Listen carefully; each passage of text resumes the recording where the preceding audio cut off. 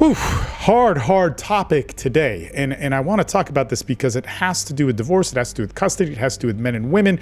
It has to do with when I coach men on this. It has to do with when I coach women on this. But what happens when we get a protective order put on us? What is the process of that? And what is the psychological trauma associated with that? And what happens when men's coaches, what happens when women's rights do not speak up to the reality of this situation? And it is so screwed up. So I recently started working with a couple of men on their cases to help overturn their protective orders and to win their custody cases. And this has actually happened in one of them. Overturning a protective order is monumentally hard, and there's a whole rat's nest of different things legally that comes with it. If you are going to overturn a protective order, it's going to take a long time. I would say the average would be 18 months to 2 years if it even happens. But in this, we get into some nasty stuff. And when you prove a protective order has been false, that would mean that in this case, a woman made up a lie about a father raping his own children, because in this case, she wanted to justify her reason for leaving the relationship, taking the kids, and not letting him see it. That lie was sustained for 18 months. In part of this, in reading the reports, she told the police, she told hospital workers, the boyfriend involved did all these different things as well. But more importantly, the kids were proven to be coached for 18 months in detail about how their father raped them when he did not. The woman will receive no consequences for this, but I want to tell you right now, there's other cases that we're working on with my team on overturning these protective orders. And man, it's a similar story. I think one of them, we're definitely going to win it, but it's always tough in the court system. But I want to point something out. Why isn't men's rights doing anything to help this? Instead, men's rights are just bitching about it. Why? I'm not a lawyer. I didn't even graduate from college. How is it that I can go through this, work with lawyers, build a team around it, and do this work, and no other men's coaches are doing this? How is it that women's rights doesn't point out the horror and the tragedy of women who are really abused, really raped, and ignored and traumatized for their entire lives? Kids that are sex abused and sex trafficked. Why aren't they getting mad at a woman using that cause to justify something that they are perhaps overreactive with, leaving, taking away the kids, and so on? How come women's rights isn't doing anything for that? See, if we're going to solve this problem with women and men need to find the solution for people. And this is why I think it's so important that I do the work that I do. Every day, guys, as I record this, I am on calls with men. I'm on calls with women. I am helping them. I'm working towards it. It's a huge part of my life. And it's not just so that you can win your court case. It's not just so that you can have power and look good and money. It's so that you can have a life that is good, a life that has virtue, a life that has wisdom, a life that may start right now in pain, blame, and losing a lot of things. But I can tell you and prove to you through the work of the last almost 20 years of my life that you can have an amazing life from all of this. And that is what we're doing. So in divorce and custody, some of the craziest stuff happens. People hate each other for all sorts of different reasons. We go through these midlife crises. Everybody acts really stupid. They act insane. And you know what? You should be insane. That doesn't mean that you get to be insane, but it's totally understandable why you might be angry, you might be vindictive, you might be trying to get your life back, you might be going through some identity crisis, all these different things, because this thing that you had, that you depended on, that you built, is breaking apart, whether you inspired it or not. And if there's kids involved, then these things, these beings that you love, that you care for, that you're responsible for, are going to be affected, and you want to do the best thing for them. It is understandable that you can be crazy in all of this. But the more that our culture thinks that it's okay for a woman to just have a bad day, make up false claims, and then go through this whole process of getting protective orders, ruining a man's life, and so on, just because she had a bad day, just because she was afraid, just because she wanted a divorce or a separation and didn't know how to justify that. So she made up all this stuff, which is common. And I'm going to tell you right now, I've been coaching men, working with them on getting through their cases. And that means going through their entire case, reading it all, communicating with their lawyers, figuring out strategy, having a second set of eyes on it. It's a long, long process and it's huge, but I've read the protective orders. I've read the doctor's reports. In a lot of these cases where it's been proven that there was no abuse taking place, let me tell you the average timeline for that.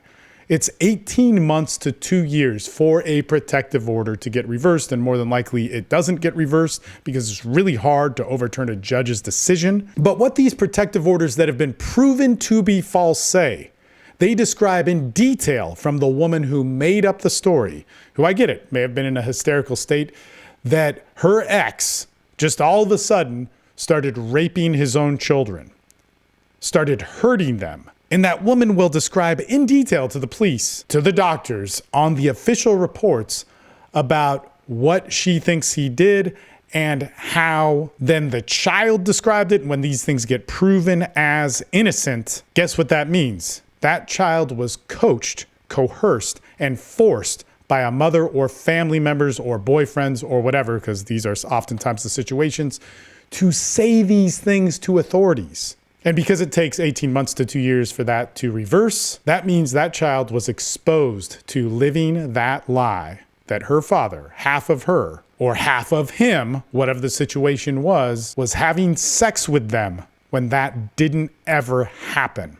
Now, that's an extreme case, but let's go to another case where it's just like, man, he's violent. I always knew he was. I was never telling anybody. I was keeping this a secret from people. He was always doing this and that, and now I'm safe. And that's the reason why I took the kids, left, got in a panic state, wouldn't let him see the kids, and now I'm doing this. That's usually the justification for that. Now, on the flip side, guys do all sorts of crazy things. They might drink more. They might isolate more. They might say, man, fuck it. I don't give a shit. I'm going to go off and do whatever. I'm going to go do steroids. I'm going to go have sex with all these women. I'm going to go do some terroristic act to her. All these different things that guy may do. This is also wrong.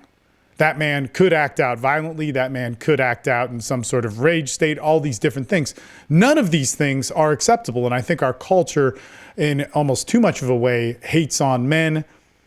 They automatically think he's violent, all this sort of stuff. And there's way less men that are violent than we're afraid of and all this sort of different stuff. But at the same time, that man needs a space to be able to go through that. So what am I getting at here? If we as a culture don't recognize that there's this hyper state of insanity that is given, that happens when people enter into a divorce and custody battle, when there's kids involved, all this sort of chaos, then we negate to hold a container for those people to walk through it. We say the wrong piece of advice. We give false solutions to them. We say, just get over it, just think good thoughts, find a hobby, all these different things.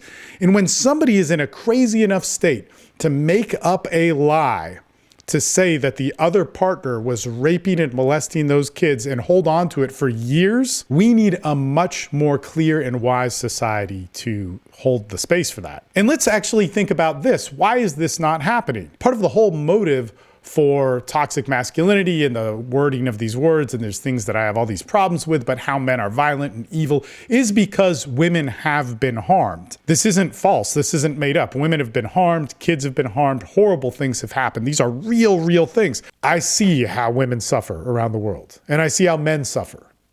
And it's bad. It's worse than what the extremist feminism people always want to put. Like, it is terrible watching a mom care for her baby and still have to be forced into some sort of prostitution or sex trafficking or whatever, or maybe not even forced to it, but decide to do it because she doesn't have a job and she doesn't have a father and she doesn't have whatever. It's over and over again. I see the true suffering of this. When I see that exploited for a cause, to be misused, to hate somebody and judge and talk shit upon and say whoever is a bad guy because they did this, that is horrible. That's unacceptable. And it's even worse when we take all of that women's pain of rape, of forced slavery, of no impact, like getting the shit beat out of you and having to like and accept it and just going like, well, how can I deal with this? This is what it is. That's where women's rights comes from. When I see that exploited by a woman to win legally, to win an argument on social media, and then somehow it escalates to saying that her husband is beating her and she's afraid for her life. No, No, I think as a society, as men and women, we need to stand up against that. The reactive nature of exploiting women's rights and calling it women's rights or feminism or whatever is disturbing. And I get all the arguments, man. I get them all day long. If you lie about abuse and you eat up the court system and you eat up social workers' time with that, you are not only taking away time and resources from people who really need it, because all these things are underfunded. You're taking away time and resources away from real people who have suffered abuse, child abuse, rape, being gaslit and brainwashed in these horrible ways from the people that need it. But not only that, you, in your lie of saying that you are victimized falsely in some sort of way, so that you can get attention, you can get leverage in a case, or even if you use it as leverage in a legal case and it's not the case, you are disrespecting and disgracing the pain and suffering for thousands of years that people felt and ate and sat with and then fought for. You are using that. That's disgusting. You're using that to facilitate your lie. You're a pathetic human being. And with all the compassion in the world, I've made bad decisions. But guess what? I looked at those, I inventoried myself. I did my best to right my wrongs so that I can stand face to face and have the human experience with all the people in front of me and to own my life. The more we have a society that allows this, it's disturbing. We should absolutely understand the magnitude. Women, feminists, all you people talking about you caring about this stuff, man, let's step it up. In the name of what you say you care about so much, you are watching women disrespect, discredit, rape, violence, sexual abuse, child abuse, molestation, power dynamics. You're having them exploited just because they wanted some attention, and that is disturbing. I think we all need to realize just how gross it is. That being said, man, one of the best things I've done is study to work with women and men.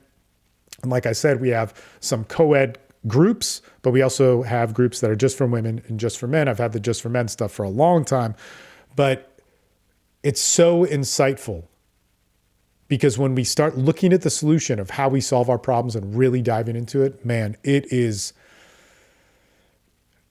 awesome. It's not women against men. It's not women better than men. It's not feminism versus men's rights. It's not any of that shit. If we are going to get men's rights, we have to understand the female. If we are going to get women's rights, we have to understand the male. We have to understand that there's a value to humanity that's more important than just splitting the hairs of how the sexes hurt each other. Let's get into the solution, people. Let's get into the solution. It's huge. Go for it. If any of this resonated with you, if you're a guy, if you're a girl, if you're a woman, you're a man, all that sort of stuff. Look, I'm a men's coach. I speak in a certain way, but if you want to get to the heart of certain problems that have to deal with divorce, custody, addiction, man, there's so many things. There's just like how to have purpose, meaning, how to have your sexual traumas worked through and so on. I got a really good team. We have a really good guide. We've been doing it for a long time, men and women. Check out the links down below and get started in change. All right. Thanks for watching. We'll talk to you guys soon.